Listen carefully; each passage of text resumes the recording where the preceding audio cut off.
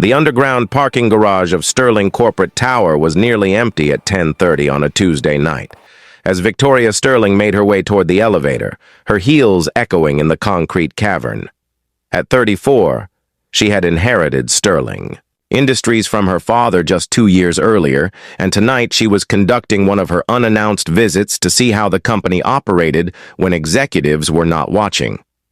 She had spent the evening posing as a facilities consultant, observing the cleaning crews and maintenance staff who kept the 40-story building running while the corporate world slept. What she had discovered troubled her. Outdated equipment, inadequate break areas, and employees who seemed to work in conditions far below the standards she thought her company maintained. As Victoria walked through the dimly lit garage, she noticed a figure sitting on the floor near the security checkpoint, hunched over what appeared to be a thick textbook. A small thermos sat beside him, and he was writing intently in a notebook, completely absorbed in his work, despite the harsh fluorescent lighting overhead. The young man appeared to be in his mid-20s, wearing the navy blue uniform of Sterling Industries Security. His concentration was so complete that he did not notice Victoria approaching until she was just a few feet away. "Excuse me," she said softly, not wanting to startle him. He looked up quickly, immediately moving to close the textbook and stand. "Ma'am, I am sorry, I was just taking a quick break. Is there something I can help you with?" Victoria could see the concern in his eyes, the automatic assumption that he was somehow in trouble for studying during his shift. "Please, do not apologize. I am just curious about what you are reading. It looks quite involved." The guard hesitated, clearly uncertain about how much to reveal to a stranger. "I am studying for my engineering exam. I take classes during the day and work here at night to pay for school." Victoria looked more closely at the textbook, recognizing it as an advanced mechanical engineering text. The notebook beside it was filled with careful diagrams and calculations, evidence of serious academic work. "What is your name?" she asked. "David Chen," he replied. "I have been working here for about 8 months. I hope I was not breaking any rules by studying. I only do it during quiet periods, and I always stay alert for any security issues." Victoria noticed the thermos beside his study materials. "How long is your shift?" 12 hours, from 7 at night until 7 in the morning, David answered. "It works well with my class schedule even though it gets pretty lonely down here." "And you study for the entire 12 hours? David smiled sheepishly. "Not the entire time, but most of it. I have a heavy course load this semester, and this is really the only quiet time I have for serious studying.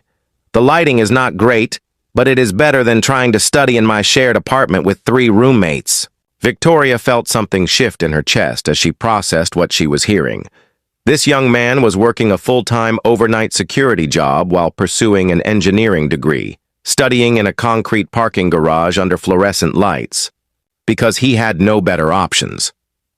"David, may I ask why you chose engineering?" His face lit up with genuine passion. "I want to design sustainable building systems, maybe work on green architecture projects. I grew up in a neighborhood where the buildings were old and inefficient, and I saw how much people struggled with high energy costs. I want to create solutions that make quality housing more affordable and environmentally friendly." Victoria nodded, impressed by the thoughtfulness of his answer. "That is important work. How much longer do you have in your program?" 2 more years, if I can manage to keep paying for it," David said honestly. "Tuition keeps going up, and even with this job and student loans, it is getting harder to make ends meet." Victoria looked at this dedicated young man, working through the night to pay for an education that would enable him to help others, and felt ashamed of her own company's policies. Here was someone with exactly the kind of vision and work ethic that her company needed. Yet he was relegated to a basement parking garage with inadequate lighting and no support for his educational goals.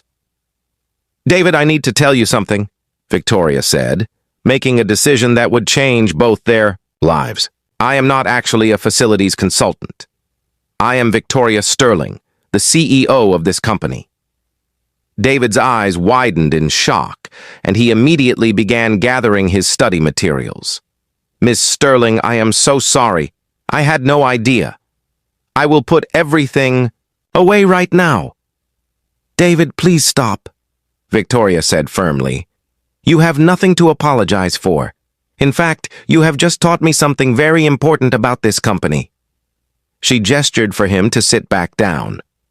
"What you have shown me tonight is that Sterling Industries has been wasting human potential. Here you are, studying advanced engineering while working security, and no one in management has bothered to discover that we have someone with your abilities and ambitions right under our noses."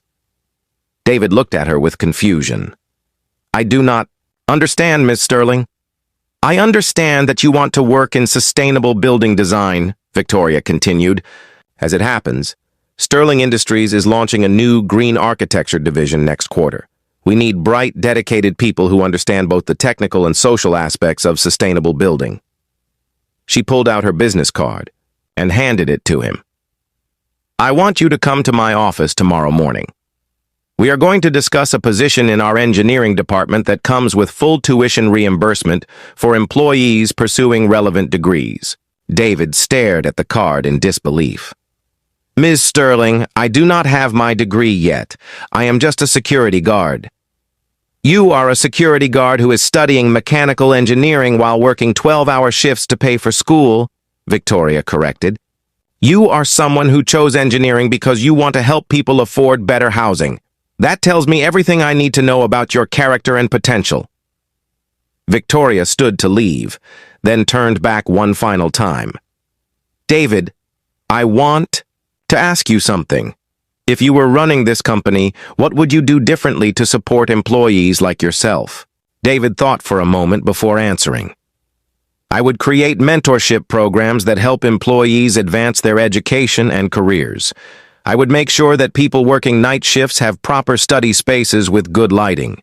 And I would establish pathways for employees to move between departments based on their skills and interests, not just their current job titles." Victoria smiled. "Those are excellent ideas.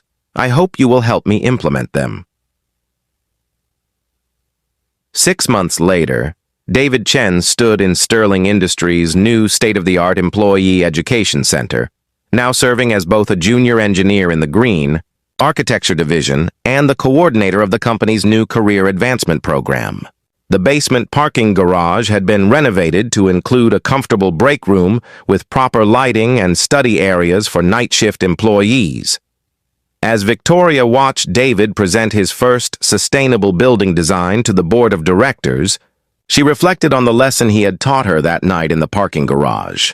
Sometimes the most valuable people in an organization are the ones working quietly in the shadows, pursuing their dreams with determination and dedication that goes unnoticed by those in power. The best leaders, Victoria had learned, are not the ones who create opportunities for themselves, but the ones who recognize and nurture the potential that already exists in the people around them.